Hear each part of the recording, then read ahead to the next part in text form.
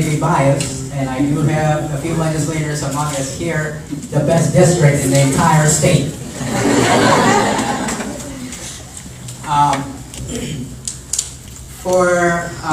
I just want to say thank you to a few people first. The Ethiopian Community Center for organizing this event and for allowing me to moderate this conversation. That is a huge deal. Thank you so much.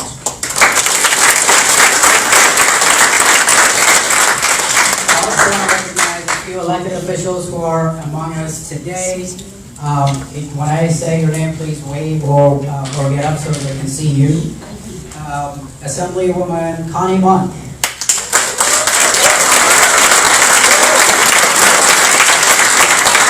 Assemblywoman Shea Backus. Assemblywoman Brittany Miller. Assemblywoman Michelle Gorlo. I know our congressional representative is not here tonight. She's out of town. She has sent her representative here. Where are you? I don't see you. Debbie. Thank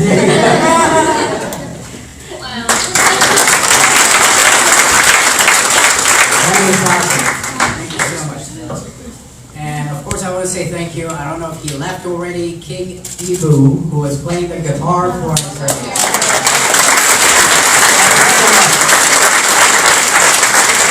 Puts on quite a show. Every now and then in town, at several locations, he puts on some events together, and I usually go out there whenever time permits, time allows me. The music that he plays is amazing, refreshing. And I want to say, I want to recognize a couple of people. In the legislature, since I am in it, I understand how tough the work is. And these two gentlemen have always been by the side of their spouses. My colleagues, Assemblywoman Monk and Backus, you are blessed to have your husbands with you every step of the way.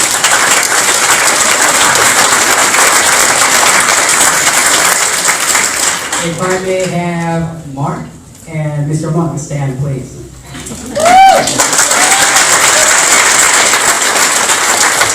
Mark is a pilot. He flies around the world, and some way, somehow, he will find time to come hang out with his wife in Carson City, encouraging her and supporting her and being with her every chance that he gets. And Rich, thank you. God bless you for being there every time, every day.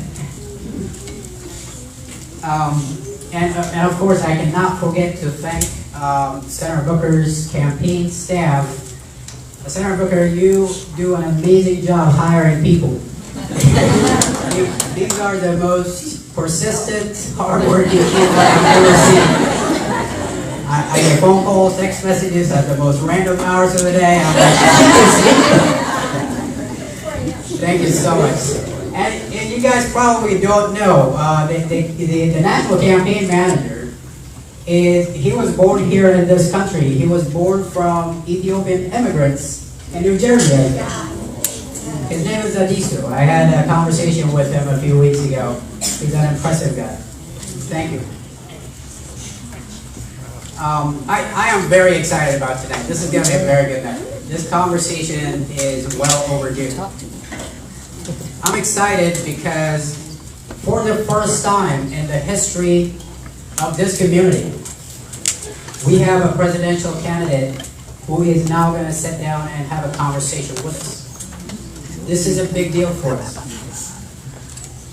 He's not here to ask us to vote for him, although I suspect that may be one of the things that he wants to do. But we have asked him, and he has accepted to come talk to us and understand our issues, listen to the things that matter to us, and share with us his vision for us as a community, for our state, and for our nation as a whole. You might ask why this is the first time a presidential candidate is coming to us and having a conversation with us.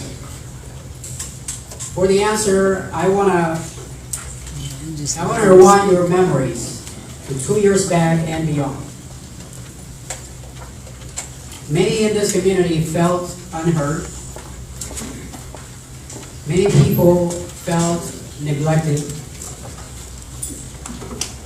by the people who should have heard us. We wrote letters, we got no responses. We sent emails, no replies. We made phone calls, got voicemails, and nobody responded to them. And then the 2016 election happened. That gave us the current president that we have. That was a turning point, not just for this community, for all of us as Democrats, for all Nevadans. It was the night before Christmas 2016 that I decided enough is enough and decided to run for office, make a difference myself to the extent that I can.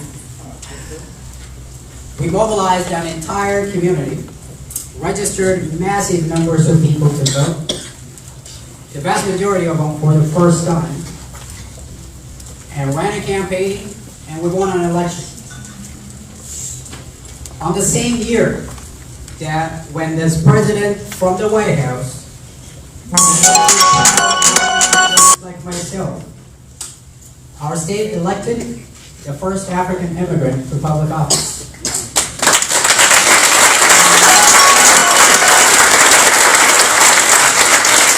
On the same year when this president was denigrating and disparaging women, Nevadans turned out in record numbers and elected the first legislature in the entire country. In the history of the entire country, we had a female majority legislature.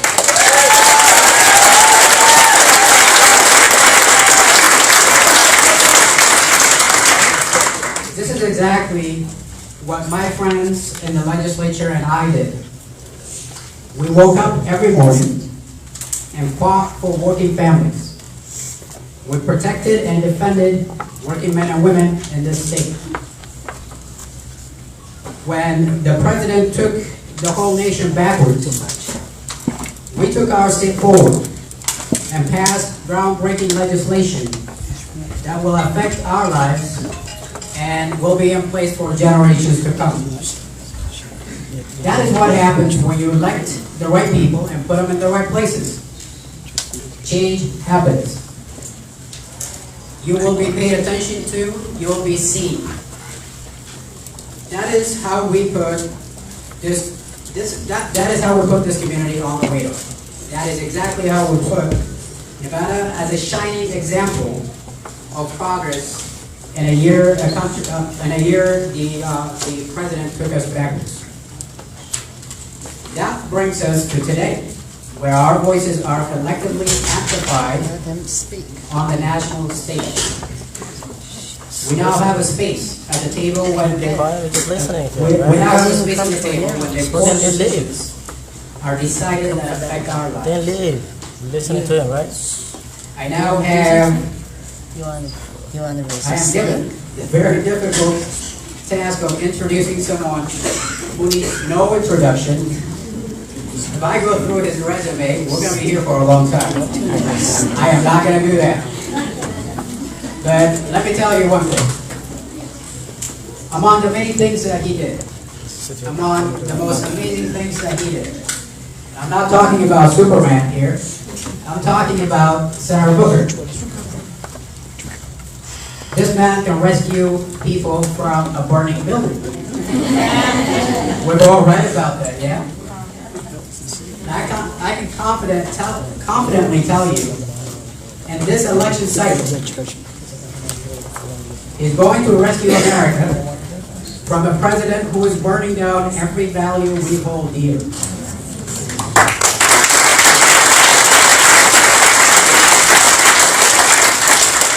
Ladies and gentlemen, please welcome my friend, U.S. Senator Cory Booker.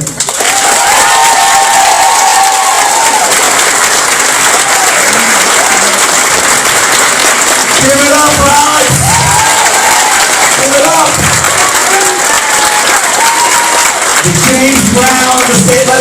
hard work again.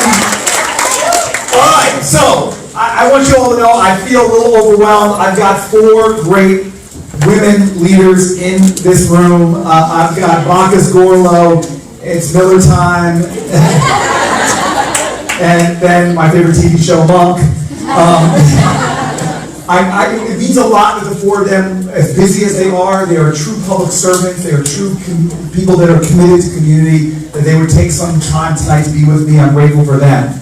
I'm grateful for the invitation to be here that came from my friend now, my brother, Alex. And, you know, look, I do have an Ethiopian American running my campaign, the first black man, I think, ever to run a major campaign for presidency. And it wasn't a conversation. It's like, Alex has said he wants you there, and we're going to be there. And I'm sorry it's taken us so long, but this community to me, at a time that immigrant communities are under assault, the time that immigrant communities are being demonized and vilified, it's important that we stand together and assert and affirm our common values, our common virtues, our common cause, and it's very good to be here with you tonight. I can't lay down the gauntlet because we want to have more of a conversation tonight and less of my speechifying. And so I do want to, though, share with you just quickly why I'm running, and then I'm going to sit down and we can go anywhere. Now, look, I am psyched about the policy plans we are putting forward, the ideas that are differentiating ourselves, as well as the ideas that I think you see a lot of folks in this field putting forward. I'm proud, as I have my team sitting here in front of the red, about our vision for driving down prescription drug costs, taking away patents from pharmaceutical companies who are jacking up those prices. I'm proud that we have a housing policy that is really fighting against gentrification and giving people refundable tax credits. I can go through this for a long time about our policy prescriptions because I am a big, overgrown, geek, nerd policy guy. But that's not why I'm running simply. I'm running more because I am concerned about the heart and the soul and the guts of who we are as a people. I really think that this campaign is actually not going to turn on the differentiation amongst Democrats on a lot of these policy issues. And especially when I watch us sort of try to beat each other up, take each other down, I don't think that that's what this is going to be about.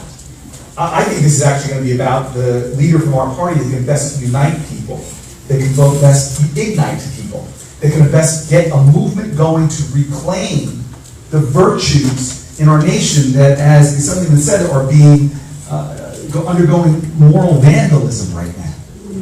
I'm running because I believe that right now in this country, many people are starting to feel the forces tearing us apart are stronger than the forces that are holding us together. I believe that we as a Democratic Party have to understand in this moral moment, this is not about what we're against. We must talk more passionately about what we're for and who we're for.